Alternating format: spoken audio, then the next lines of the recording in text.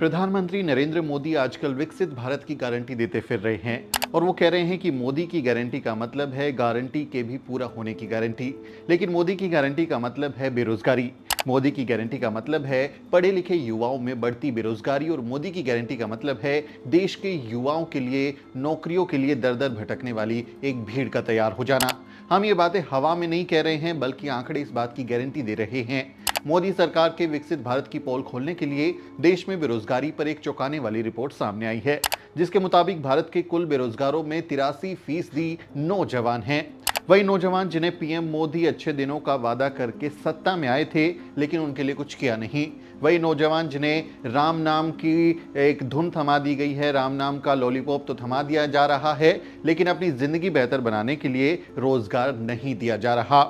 India employment report 2024 ने मोदी सरकार के 10 साल के दावों की सारी पोल खोल कर रख दी है।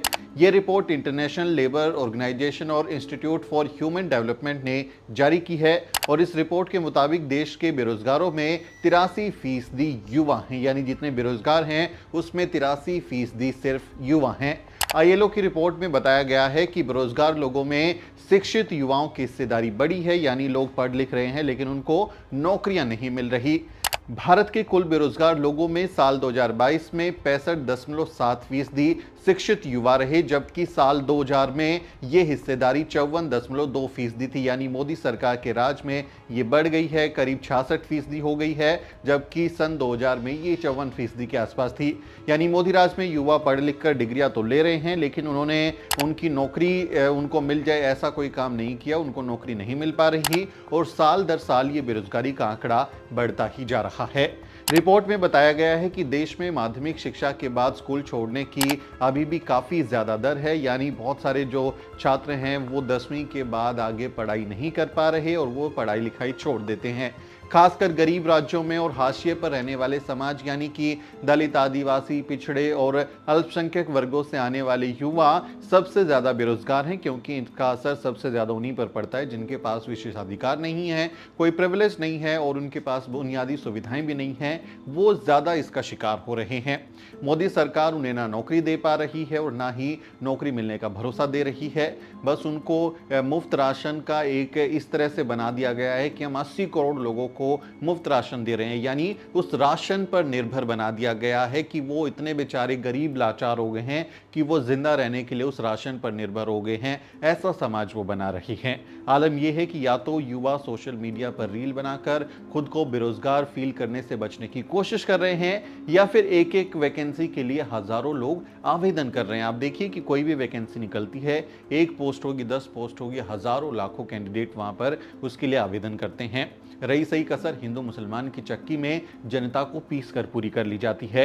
हिंदू मुसलमान, चीन, पाकिस्तान, देशभक्ति और जय श्री राम के नारों के साथ जनता को भीड़ में तब्दील कर गुलामी का रास्ता तैयार किया जा रहा है, क्योंकि आईएलओ की रिपोर्ट बताती है कि भारत के युवा पढ़ लिख तो रहे हैं लेकिन उनमें बेसिक स्किल्स भी डेवलप नहीं हो रही।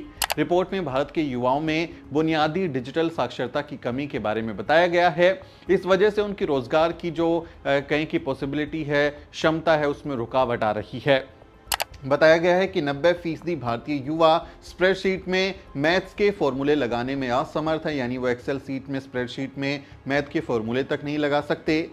वहीं 60% युवा किसी फाइल को कॉपी और पेस्ट तक नहीं कर सकते। 75% युवा ऐसे हैं जो किसी अटैचमेंट के साथ ईमेल भी नहीं भेज सकते। मेरी झोपड़ी के भाग आज खुल जाएंगे, राम आएंगे, ऐसी राम धुन पर नौजवान भी खूब रील्स बना रहे हैं लेकिन उन्हें ईमेल भेजना तक नहीं आ रहा। उनमें ऐसी जो बुनियादी डिजिटल साक्षरता है वो नहीं है। ऐसे युवाओं की भीड़ बढ़ती जा रही है लेकिन स्किल्स और काबिलियत बढ़ाने की बात नहीं हो रही। जब भी शिक्षा और रोजगार की बात होती है तो जोर से जय श्री राम का नारा लगा दिया जाता है और जनता उसी में मगन हो जाती है।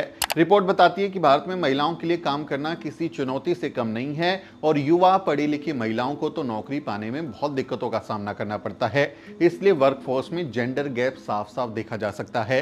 पीएम मोदी शक्ति की बात तो करते हैं लेकिन शक्ति कही जाने वाली युवा लड़कियों को नौकरियां नहीं दे पा रहे।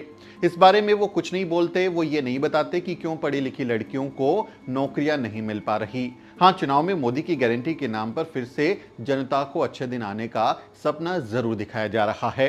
आईएलओ की रिपोर्ट बताती है कि भारत में लोगों की सैलरी भी नहीं बढ़ रही। रिपोर्ट के मुताबिक देश में लोगों का वेतन ज्यादातर एक जैसा रहा है, यानी उसमें कोई बढ़ोतरी नहीं हुई और कई बार वेतन में गिरावट दर्ज की गई है। रिपोर्ट कहती है कि जो लोग अपना काम कर रहे हैं उनकी सैलरी में भी 2019 के बाद से गिरावट ही दर्ज की गई है। जो मेहनतकश लोग जिनके पास कोई खास स्किल्स नहीं है, दिहाड़ी मजदूरी करते हैं, उन्हें तो 2022 में न्यूनतम वेतन भी नहीं मिला, उनको मिनिमम वेज भी नहीं मिल पाया है। ऐसी हालत है देश की। ये रिपोर्ट देखकर मोदी सरकार और उनके मंत्रियों को शर्म आनी चाहिए कि जनता को कैसे रोजी रोटी से दूर किया जा रहा है, लेकिन नेताओं में शर्म होती कहां है जो वो अपनी कारगुजारियों पर शर्मिंदा हों। इसलिए इस साल जब भी कोई बीजेपी या उनके सहयोगी पार्टी के उम्मीदवार आपके दरवाजे पर वोट मांगने आए तो उन्हें ये रिपोर्ट दिखाइए और पूछिए कि आपके बच्चों को नौकरियां क्यों नहीं मिल रही, क्यों आपके बेटे बेटियां पढ़ लिख कर भी बेरोजगार घूम रहे हैं। ये सवाल देश के हर मतदाता को जरूर पूछना चाहिए और सोच समझकर ये अपना कीमती वोट देना चाहिए, वरना फिर से जनता को चुनावी वादों की चाशनी चटाकर भूखा छोड़ दिया जाएगा और ऊपर से कह दिया जाएगा कि ये मोदी की गारंटी है। इस बारे में आपकी क्या राय है, कमेंट करके जरूर बताएं कि मोदी सरकार ने जो 10 साल का कामकाज किया है उसको आप कैसे देखते हैं। जल्द ही चुनाव हो रहे हैं, चुनाव की तारीखें घोषित हो चुकी हैं, तो किसको वोट दे रहे हैं उस बारे में आप अपनी राय कमेंट के जरिए हम तक पहुंचाएं। वीडियो को शेयर करें, जनता को जागरूक करें और हमारे चैनल को सब्सक्राइब करना ना भूलें। वीडियो के अंत में आपसे एक छोटी सी अपील। साथियों, अगर आपको द न्यूज वीक का काम पसंद है और आप चाहते हैं कि हम यूं ही अम्बेडकरवादी पत्रकारिता करते रहें तो हमारी आर्थिक मदद जरूर करें। आप अपनी स्क्रीन पर दिखाई दे रहे इस क्यूआर कोड को स्कैन करें और न्यूज वीक फाउंडेशन के खाते में अपनी दान की राशि भेजें। क्यूआर कोड के अलावा आप यूपीआई के जरिए भी मदद कर सकते हैं। आप हमारी यूपीआई आईडी newsweek@yes बैंक पर भी मदद भेज सकते हैं। इसके अलावा आप हमारे अकाउंट में भी मदद भेज सकते हैं। खाते का नाम है News Week Foundation, account number है 02358800000640। IFSC कोड है YSB000235। बैंक का नाम यस बैंक है और ब्रांच है नेहरू पैलेस दिल्ली। आप डोनेशन के एवज में इनकम टैक्स में भी छूट पा सकते हैं। डोनेशन की रसीद पाने के लिए ट्रांजैक्शन का स्क्रीनशॉट हमें भेजें। टाइप करें डोनेशन स्पेस आपका नाम और हमें 8595794224 पर व्हाट्सएप करें।